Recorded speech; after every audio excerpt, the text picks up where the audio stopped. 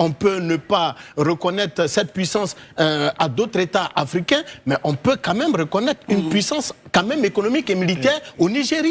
Très Donc, bien. au moins, l'Afrique du Sud a tenté maintes et moult fois d'être membre du Conseil permanent, mais jamais ce n'est venu.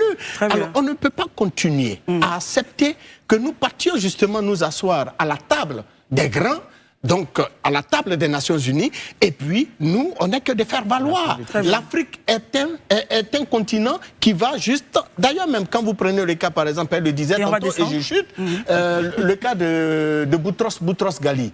Mais Boutros Ghali n'a jamais été considéré par les nations les plus puissantes, la Russie, la France, comme un Africain. Parce qu'au moment de sa prise de fonction à la tête du Conseil de l'ONU, de l'Assemblée générale de l'ONU, il était considéré comme candidat pour le compte du Moyen-Orient et donc pour le compte des pays arabes.